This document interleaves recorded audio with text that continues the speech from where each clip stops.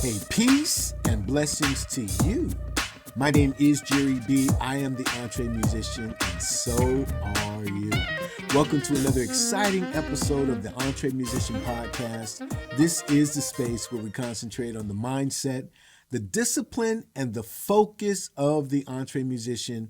Today's episode, absolutely no exception. In fact, today, what we're going to do is continue our conversation on understanding the importance of your unique artistry. I didn't think we were starting a series, but as we went through last week, it's like, man, there's some more to unpack here.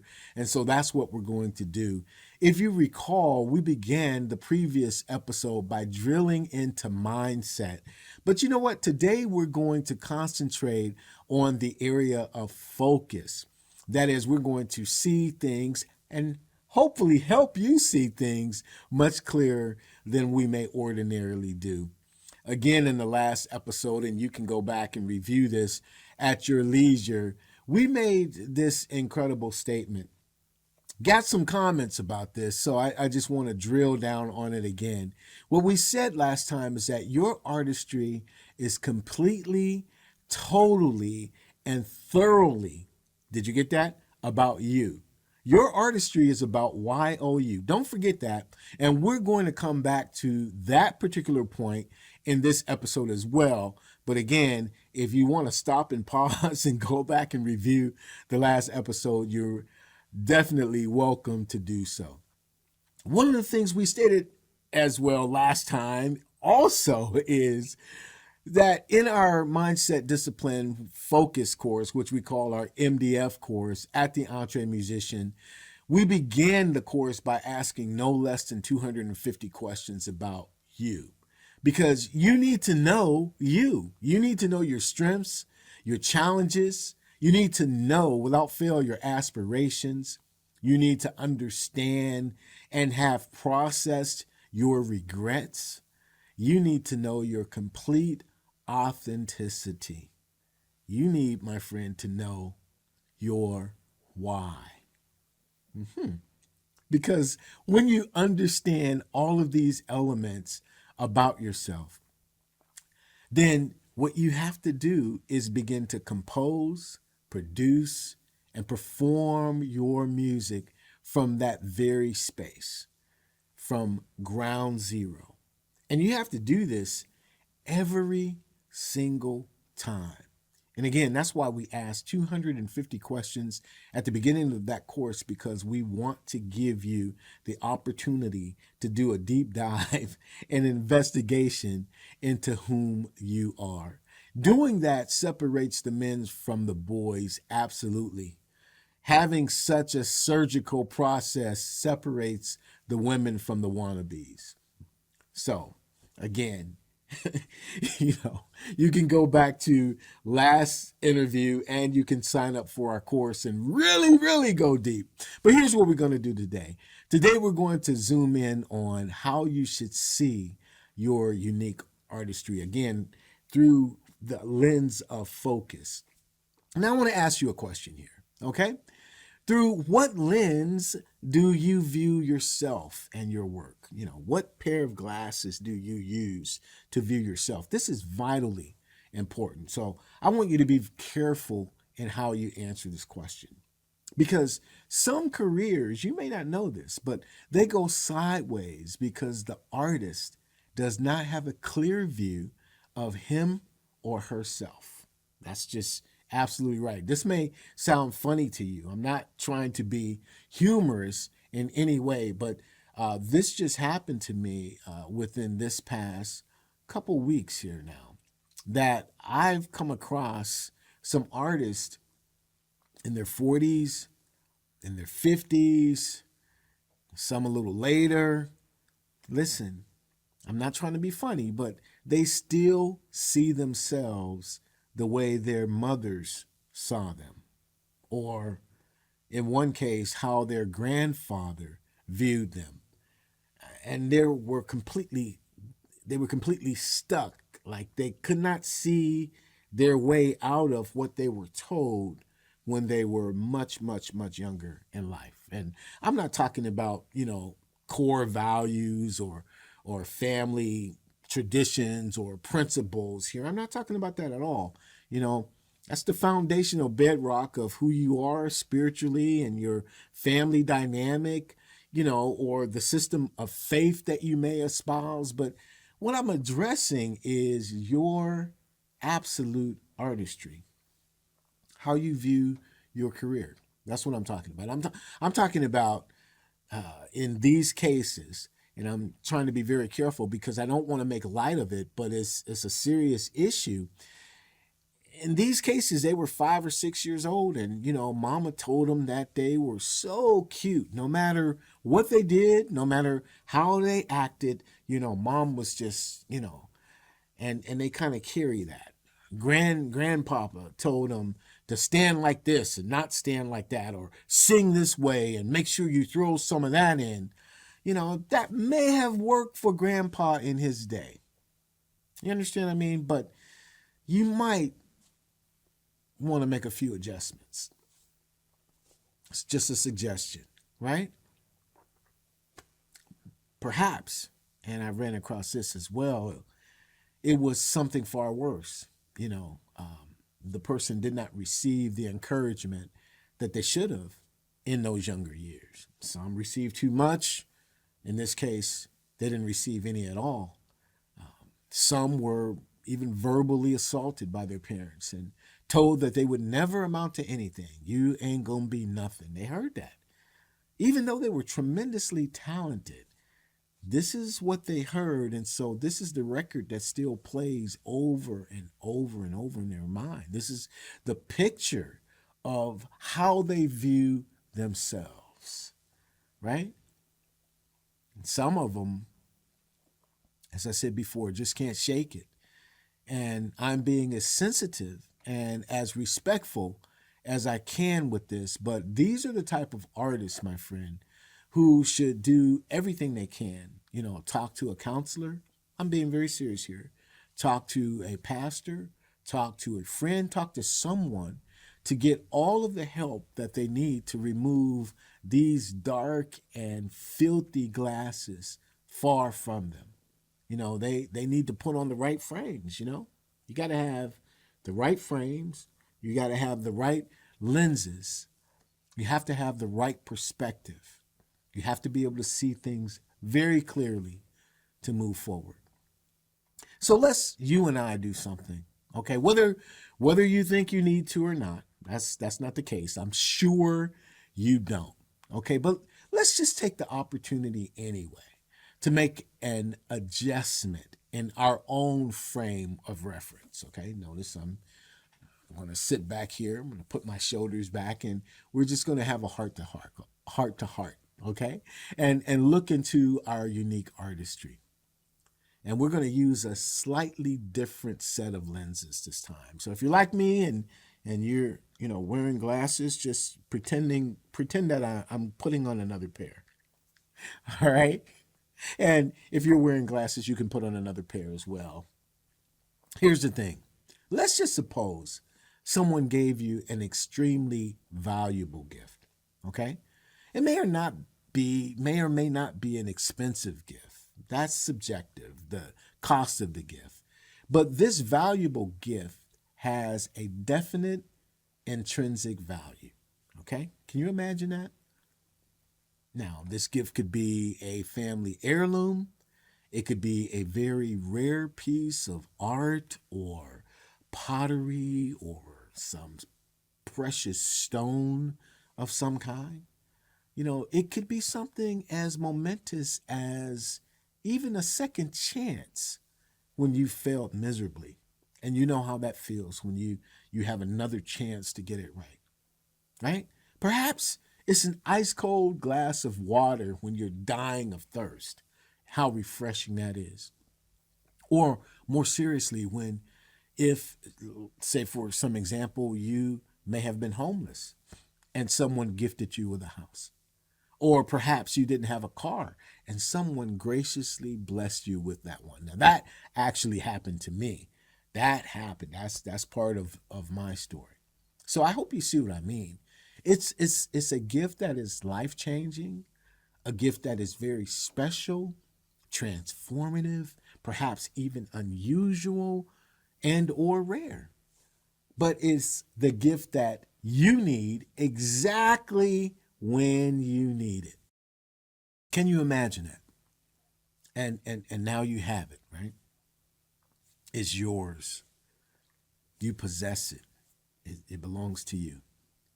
It's yours to do with whatever and however you choose, right? There's no judgment at all on what you do, how you use it, when you use it, what you use it for. I'm trying to be as extensive as possible with the examples. There may be a suggestion from the giver of the gift as to what you could possibly do.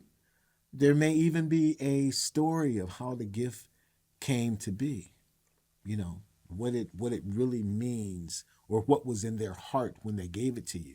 Those things may be on point, and the giver of the gift may tell you about the purpose of the gift, why they chose you to give the gift to, what actual value the gift has, what its potential is. But again, bottom line is yours. You've got options, right? You can put this very, very special gift back in the box, never open it again. Okay?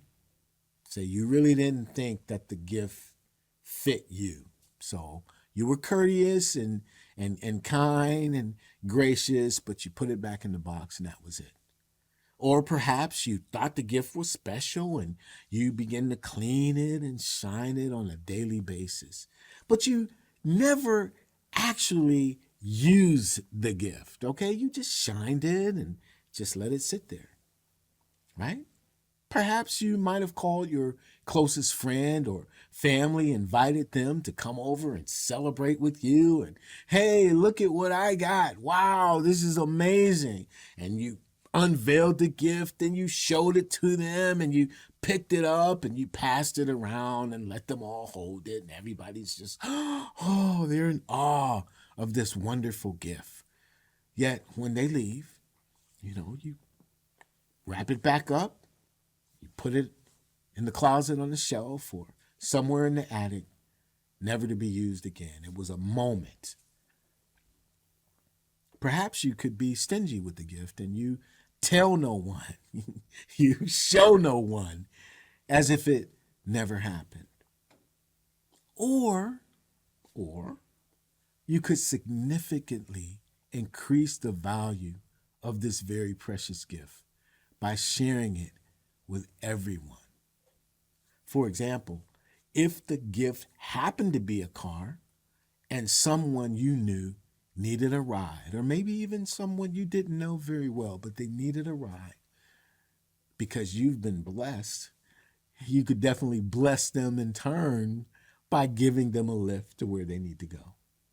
If you were blessed with a beautiful home, right, and someone that you knew was temporarily in need of shelter, perhaps you would say, yeah, I'm going to provide you some shelter for a few days while you get back on your feet. You bless them. The possibilities of how you receive a gift and utilize this gift, they're endless, right? Freely you receive, freely you give. Anybody ever heard that before? Yeah, okay. I hope you're still trying to imagine this with me. I am definitely going somewhere, not going down a rabbit hole, okay? But just think of how happy you are, how grateful you feel to be blessed in such a wonderful way that what you have received becomes a multiplier, right? Okay, you follow me. So let's look on the other side of the coin. Okay, let's say now that you put yourself in the shoes of the gift giver. All right, now just think about what that means. Take a moment. We're not in a hurry. I want you to think about the time it takes, the attention you need, the concentration it takes to prepare, to purchase, perhaps, to pick out the perfect gift. If you're anything like me, you think deeply about the person you are going to give the gift to, right? You think about them, right? You more than likely know them very well in that regard, especially if it's a valuable gift. You know them, and you know their potential, you know their temperament, and you know what they're able to handle. You know what they cannot handle. You just, you're sizing them up in your mind. You're very familiar with what makes them tick. Now, here's your heart. Your heart is to absolutely overwhelm them, right? You decide that you want to go overboard, right? You're going to be really lavish with this gift because you want to see that look on their face, right? When they open it, ooh, they tear into the packaging, or maybe it's very nice packaging, so they just kind of delicately, right, lift the ribbon off, right? Oh man, your heart is to take their breath completely away. Now, if they decide to run around the room screaming, to you that would be amazing, right? That's what you want. That's the expression of gratitude that you want. And it's their heartfelt expression which does so much good for your own heart. Their joy increases your joy of blessing them. Right. Interestingly, the scriptures say it's better to give than to receive. And you know, that's why when you've purchased something or prepared something for someone and they are just reveling in it, what a feeling that is, right? So you're the giver, right? And you've done it. You've given the perfect gift in good faith. Obviously, with no stipulations attached, right? You know, I mean, you would love that this recipient treats this fascinating gift with the utmost respect and that they will, above all else, put it to use in the exact manner that you hoped he or she would do, right? You know, once they've received it and the screaming and the yelling is over and the joy and the celebration, here's the thing. You cannot make them do anything with the gift. You know, you might make a suggestion, you know, this is why I bought it and this is where I went to get it. You can offer a piece of advice, not pushy. Come on, yo. Some advice. But if you truly meant to give the gift to them without taking it back, you leave it completely with them. No strings attached. And in many ways, in several ways, you are kind of trusting them with your heart because you knew what it took to go into it, right? This wasn't just, you didn't just pick this one off the shelf. Can you see this? Can you understand where I'm going? I want you to get it.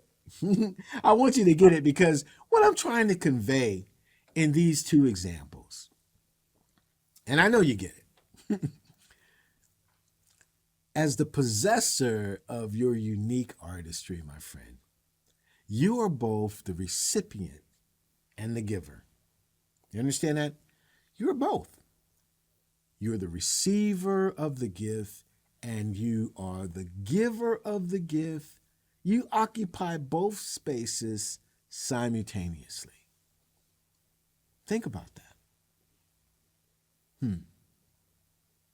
Now, you know, as a songwriter, as a creative, as a poet, as a rapper, as a composer, you know that you have received this melody, these lyrics, this chord structure, this beat, this arrangement. It was downloaded into your spirit. And of course, if you collaborated on the song with someone, it was the two or more of you who were sharing and you're enjoying this received experience together of this give and take and sharpening and tweaking and shining and beautifying this wonderful tune. And you're doing it why? Simply because you know that you're going to turn right around and you will become the benefactor to your audience, to your listener, to your tribe, your fan base. You're turning this gift that you received over to them to listen to and to enjoy and to dissect and hopefully then share it with others in kind, right? It's a gift. And I know this sounds corny. You've heard it before, but it's a gift that keeps on giving, right? I mean, this is what you've been entrusted with. This is what you must be able to see. This is why, my friend, your unique artistry is extremely important. And equally, your unique artistry is why you should always cherish it, right? Always polish it, always perfect it. You're doing this with your gift because it has to be given away. It's not going to sit on your hard drive. It's not going to stay in your DAW. Hopefully, right? You have to give it away. Now remember, and don't forget, because we said it last time on the podcast, and we said it at the top of this podcast, and we're not going to run away from the truth that what we said before, your artistry is indeed for YOU, right? Remember, I said it. It's the absolute truth, right? Go back, check out the last episode, and go back. There were some times that I've said that in previous episodes before we began what we're going to, I guess, call a series. But I want you to remember why we said it. This is why we said it. The reason is, the why is so that you begin and end with your purest authenticity. Okay? That's how you begin your career. That's how you hone your career. And if you should have the opportunity to rest and say, I've done a great work, then you end your career with your purest authenticity intact. Say that 3 times fast. Because as you receive this gift from your Creator, and He gave you exactly what He knew would fit you best.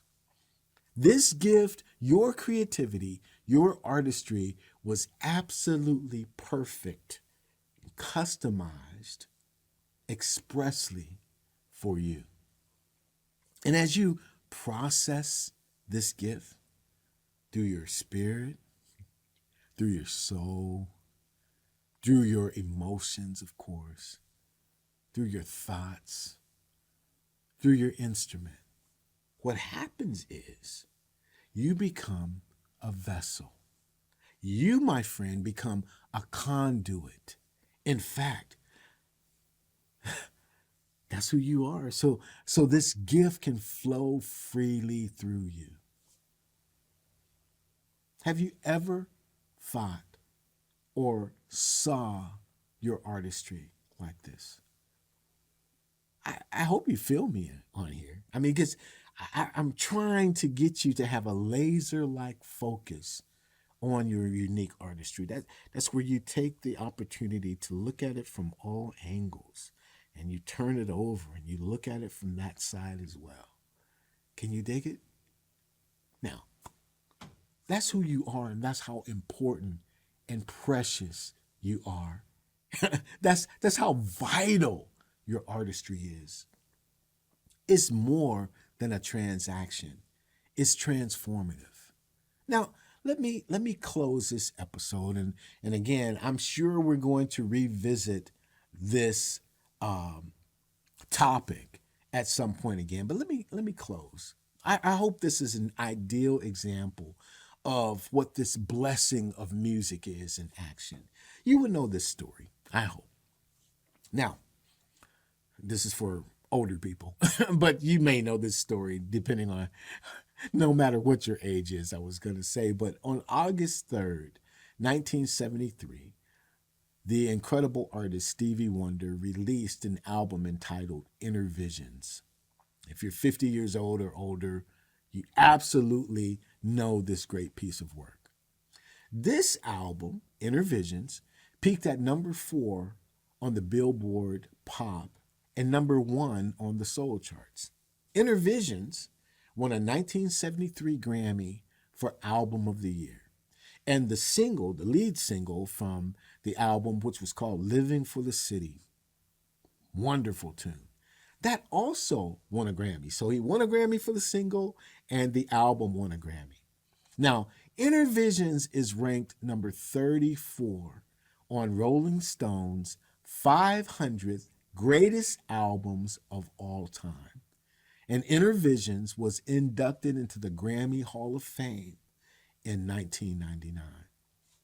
This album, my friend, is widely considered to be one of Stevie Wonder's finest works, not to mention the incredible discography of marvelous hit songs he has composed over the decades. You would know this about Stevie Wonder, but what you might not know is, why am I telling you all of this? Why am I bringing this up when we're talking about your unique artistry? Because the songs which a man saw inside of his own soul and shared his inner visions with the world is, as you already know, Stevie Wonder is unsighted.